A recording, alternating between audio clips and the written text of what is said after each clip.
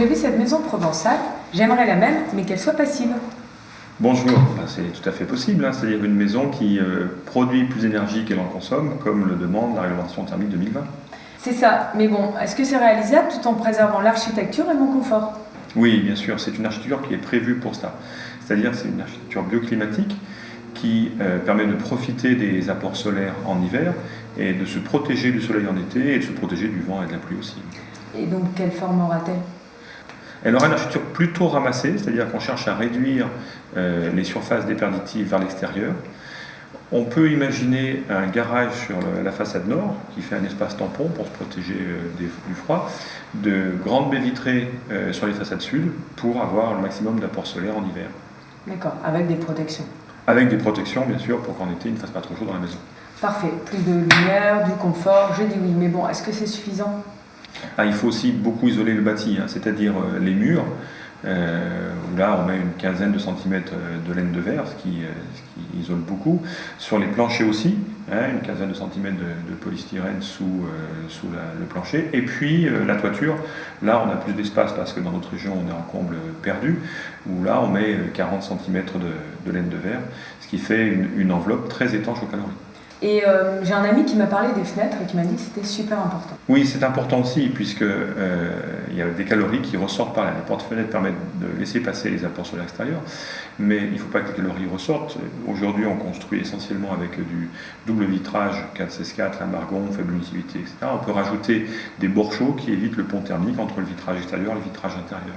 D'accord, donc ça a peut-être une relation avec ce que j'ai vu sur Internet et l'étanchéité à l'air, c'est quoi?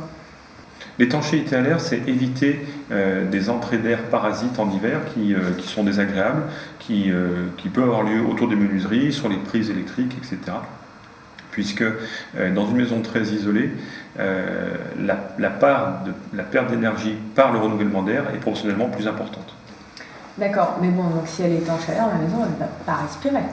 Si, elle respire bien sûr, puisqu'on a un système de ventilation contrôlé qui aspire de l'air dans les pièces de vie, de l'air extérieur, de l'air neuf, et qui l'extrait de la maison par des bouches qui sont dans les pièces humides.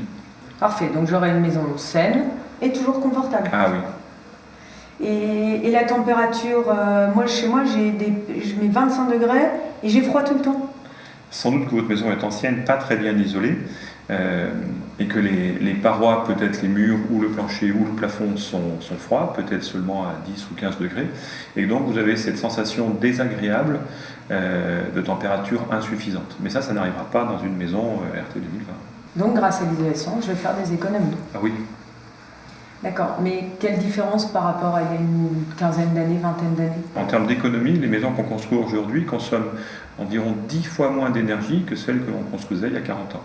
Parfait, moins consommer, c'est exactement ce que je veux.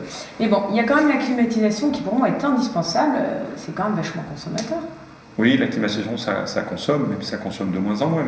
Mais si on fait cette maison-là pour vous, avec l'isolation dont on vient de parler, et si vous utilisez votre maison correctement, c'est-à-dire que vous vous protégez des apports solaires en été pendant les heures chaudes, vous pourrez vivre très confortablement dans votre maison sans climatisation.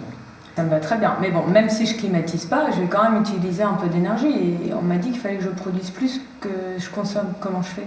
Oui, pour produire de l'énergie, aujourd'hui, la solution la plus courante sont les panneaux photovoltaïques que l'on pose en toiture, qui transforment l'énergie du soleil en courant que l'on peut consommer sur place, avec le réfrigérateur, enfin tous les appareils que vous avez qui consomment, ou bien réinjecter sur le réseau d'EDF. D'accord. Donc, si j'ai bien compris qu'est-ce qu'était la RT 2020 par rapport à une maison provençale, en gros, elle doit être assez compacte, bien exposée et bien isolée. Voilà. Et aussi qu'elle réponde à mes besoins. Bien sûr.